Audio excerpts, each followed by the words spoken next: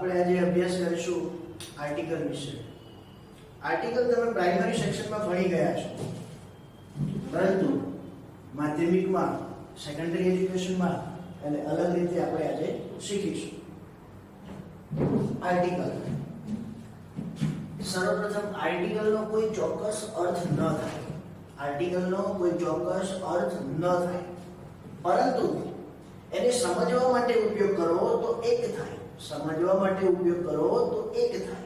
બાકી આર્ટિકલનો કોઈ ચોક્કસ અર્થ થતો નથી.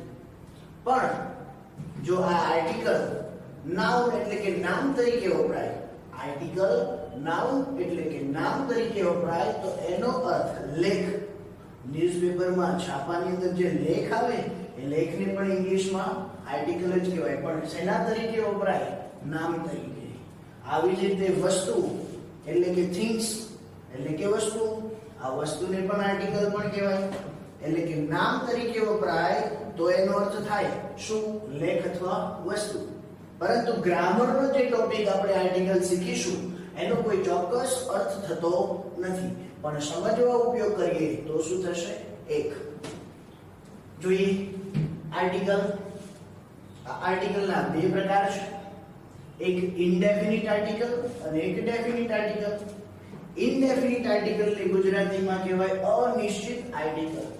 ઇનડેફિનિટ આર્ટિકલને કહેવાય અનિશ્ચિત આર્ટિકલ અને ડેફિનિટ આર્ટિકલ એટલે કે નિશ્ચિત આર્ટિકલ. આર્ટિકલના પ્રકાર કેટલા? તો કે બે. આર્ટિકલના પ્રકાર બે. કયા? ઇનડેફિનિટ આર્ટિકલ અને ડેફિનિટ આર્ટિકલ. ઇનડેફિનિટ એટલે કે અનિશ્ચિત આર્ટિકલ અને ડેફિનિટ એટલે કે નિશ્ચિત આર્ટિકલ. અનિશ્ચિત આર્ટિકલમાં બે આર્ટિકલ આવે અને નિશ્ચિત આર્ટિકલમાં એક આર્ટિકલ આવે. ટોટલ આર્ટિકલ્સ કેટલા? તો કે 3. કયા 3? એ, એન અને ધ. પરંતુ પ્રકાર કેટલા? તો કે બે. ઇનડેફિનિટ આર્ટિકલ અને ડેફિનિટ આર્ટિકલ. આર્ટિકલના પ્રકાર બે છે, પરંતુ આર્ટિકલ્સ 3 છે. કયા 3 આર્ટિકલ? એ, એન અને ધ. એ, એન ને આપણે ઇનડેફિનિટ એટલે કે અનિશ્ચિત આર્ટિકલ કહીશું. એટલે કે અનિશ્ચિત આર્ટિકલમાં કેટલા આર્ટિકલ આવશે? બે. કયા બે? એ અને એન. જ્યારે ડેફિનિટ એટલે કે નિશ્ચિત આર્ટિકલ, એમાં એક આર્ટિકલ આવશે. કોણ? તો કે ધ. ચલો આર્ટિકલ શીખવા માટે સૌથી પહેલા તો આપણને સ્વર અને વ્યંજન આવડતા હોવા જોઈએ. આર્ટિકલ શીખવા માટે સ્વર અને વ્યંજન વિશે આપણને જાણકારી હોવી જરૂરી છે. તો સૌથી પહેલા સ્વર અને વ્યંજનને આપણે જાણીશું. વાત કરીએ ઇંગ્લિશની, એટલે કે અંગ્રેજીમાં સ્વર કયા? એ, ઈ, આઈ, ઓ, યુ. અંગ્રેજીમાં સ્વર કયા? એ, ઈ, આઈ, ઓ, યુ. આ 5 અક્ષરને, મૂળાક્ષરને ઇંગ્લિશમાં શું કહેવામાં આવે? સ્વર. સ્વર એટલે કે વોવેલ્સ. સ્વર એટલે કે વોવેલ્સ. હવે વાત કરીએ અંગ્રેજીમાં વ્યંજનની. વ્યંજનને ઇંગ્લિશમાં કહેવાય કોન્સોનન્ટ્સ. શું કહેવાય? કોન્સોનન્ટ્સ. તો કે અંગ્રેજીમાં વ્યંજન કયા? તો કે એ, ઈ, આઈ, ઓ, યુ સિવાયના 21 મૂળાક્ષર. 12 અક્ષરીમાંથી એ, ઈ, આઈ, ઓ, યુ સિવાયના જે 21 મૂળાક્ષર વધે એને શું કહેવાય? એબીસીડી માંથી શું કહેવાય? વ્યંજન. વ્યંજન એટલે કે કોન્સોનન્ટ્સ. આ થઈ અંગ્રેજીની વાત. હવે આપણી માતૃભાષા એટલે કે ગુજરાતી. ગુજરાતીમાં જોઈએ. ગુજરાતીમાં સ્વર કયા? તો કે 12 અક્ષરીની અ ની લાઈન. અ, આ, ઈ, ઉ, ડોટ ડોટ એટલે કે 12 અક્ષરીની અ ની આખી લાઈન, જેને શું કહેવાય? સ્વર. ગુજરાતીમાં વ્યંજન કોને કહેવાય? તો કે કક્કો.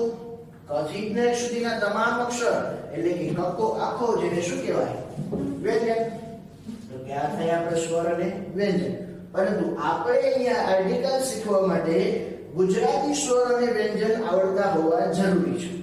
પ્રાઇમરી સેક્શનમાં તમે ઇંગ્લિશ સ્વર અને વ્યંજન એ, ઈ, આઈ, ઓ, યુ અને એ, ઈ, આઈ, ઓ, યુ ન હોય, આ બંને સ્વર અને વ્યંજન ઉપરથી આર્ટિકલ મૂકતા હતા, પણ હવે એવું કરશો નહીં. હવે શેના પરથી આર્ટિકલ મૂકશું? તો કે ગુજરાતી સ્વર અને ગુજરાતી વ્યંજન મુજબ. ચલો જોઈએ ઇનડેફિનિટ આર્ટિકલ એટલે કે અનિશ્ચિત આર્ટિકલ. અનિશ્ચિત આર્ટિકલ કયા કયા? એ અને એન. આ અનિશ્ચિત આર્ટિકલ ક્યારેય વ્યક્તિના નામની આગળ મૂકવામાં આવે નહીં. એટલે કે વ્યક્તિવાચક નામની આગળ ન મુકાય. કયા આર્ટિકલ? એ, એ એન અને ધ ક્યારેય વ્યક્તિના નામની આગળ મૂકવામાં આવે નહીં. જોઈએ આપણે આગળ આર્ટિકલ એ ક્યારે વપરાય તો કે કોઈ એક વચન નામના, કેવા નામના એક વચન એટલે કે કેવું નામ હોવું જોઈએ એક વચન, એક વચન નામના ઉચ્ચારણ, ઉચ્ચાર કોને કહેવાય તો કે એક્ઝામ્પલ તરીકે મેં અહીંયા લખ્યું છે આને તમે શું કહેશો તો કે સ્પેલિંગ, આને તમે શું કહેશો સ્પેલિંગ. પરંતુ આને જે તમે મોં દ્વારા ઉચ્ચારણ કરો છો જે બોલો છો એને શું કહેવાય ઉચ્ચાર એટલે કે એપલ. આ થયો એનો ઉચ્ચાર. અને એપલ એટલે કે સફરજન, આને કહેવાય અર્થ. આપણો નિયમ શું કહે છે કે એક વચન નામના ઉચ્ચારનો એટલે કે ઉચ્ચાર, આ ઉચ્ચારનો પ્રથમ અક્ષર કોણ હોય વ્યંજન, કોણ હોય વ્યંજન. તો તે નામની આગળ આર્ટિકલ એ મુકાય. શું મુકાય આર્ટિકલ એ. ફરીથી જોઈશું કે કોઈ એક વચન નામના એટલે કે બહુવચન નામ હોવું જોઈએ નહીં, એક વચન નામના ઉચ્ચારનો પ્રથમ અક્ષર વ્યંજન હોય તો તે નામની આગળ આર્ટિકલ એ મુકાય. એક્ઝામ્પલ તરીકે અ બોય. પહેલા તો ચેક કરો એક વચન નામ છે, હા સાહેબ એક વચન છે, તો એનો ઉચ્ચાર તો શું બોલ્યા એને તમે બોય. પ્રથમ અક્ષર શું આવ્યો બો એટલે કે બકરીનો બ. આ બ કક્કામાં આવે છે, કક્કામાં આવે એટલે કે શું કહેવાય વ્યંજન. વ્યંજન એટલા માટે એની આગળ કયો આર્ટિકલ મૂકવામાં આવ્યો એ. આવી જ રીતે કેટ એક વચન નામ છે, ઉચ્ચારનો પ્રથમ અક્ષર શું આવ્યો કેટ એટલે કે ક. ક કક્કામાં આવે, કક્કો એટલે વ્યંજન અને વ્યંજન એટલે આર્ટિકલ એ. આવી જ રીતે બુક એક વચન નામ છે, બુકનો પ્રથમ અક્ષર થયો બ, બકરીનો બ કક્કામાં આવે, કક્કો એટલે વ્યંજન, વ્યંજન એટલે આર્ટિકલ એ. આવી જ રીતે પેરોટ પ કક્કામાં આવે, કક્કો એટલે વ્યંજન, વ્યંજન એટલે આર્ટિકલ એ. પણ એ સિવાયના અપવાદ નામ કે જે તમે પ્રાઇમરી સેક્શનમાં શીખ્યા જ નહોતા. જોઈએ યુનિફોર્મ. આ યુનિફોર્મનો સ્પેલિંગનો પહેલો અક્ષર જુઓ તો શું આવ્યો ય, યુ. યુ એટલે કે ઇંગ્લિશમાં સ્વર કહેવાય. શું કહેવાય સ્વર. પણ સાહેબ આપણો નિયમ એવો કહે છે કે ઉચ્ચારનો પ્રથમ અક્ષર કોનો ઉચ્ચાર, તો આને બોલાઈશું યુનિફોર્મ. પ્રથમ અક્ષર ઉચ્ચારમાં કોણ આવ્યો ય. યતિ બાબાનો ય એ શેમાં આવે કક્કામાં, કક્કો એટલે કે વ્યંજન અને વ્યંજન એટલે કયો આર્ટિકલ મૂકવો પડે આપણે અ. આવી જ રીતે યુનિયન. ભલે સ્પેલિંગમાં પહેલો અક્ષર યુ આવ્યો પરંતુ આપણે ઉચ્ચારનો પ્રથમ અક્ષર જોવાનો છે એટલે કે યુનિયન નો ય કક્કામાં આવે, કક્કો એટલે કે વ્યંજન અને વ્યંજન એટલે કે આર્ટિકલ એ. યુનિવર્સિટી સેમ એના જેવું જ શું બોલાયું ઉચ્ચાર યુનિવર્સિટી એટલે કે ય, ય એટલે કે કક્કો, કક્કો એટલે કે વ્યંજન, વ્યંજન એટલે આર્ટિકલ એ. તો કે ફરીથી કેવું નામ હોવું જોઈએ એક વચન. એક વચન નામના ઉચ્ચારનો કોનો ઉચ્ચારનો પ્રથમ અક્ષર વ્યંજન હોય. કોણ હોય વ્યંજન. તો તે નામની આગળ શું મૂકવામાં આવે આર્ટિકલ એ. આના જેવું છે આર્ટિકલ એન. સેમ એના છે, માત્ર ડિફરન્સ શું તો કે અહીંયા વ્યંજન આવતું જ્યારે અહીંયા સ્વર આવે. એટલે કે આમાં પણ નામ કેવું હોવું જોઈએ એક વચન. કેવું હોવું જોઈએ એક વચન. એક વચન નામના ઉચ્ચારનો, એક વચન નામના ઉચ્ચારનો પ્રથમ અક્ષર કેવો અક્ષર પ્રથમ અક્ષર કોણ હોય સ્વર. તો તે નામની આગળ કયો આર્ટિકલ મૂકવામાં આવશે એન. કયો આર્ટિકલ એન. વ્યંજન હોય તો એ અને સ્વર હોય તો એન. એક્ઝામ્પલ જોઈએ એન એપલ. એપલ એક વચન છે, હા સાહેબ છે.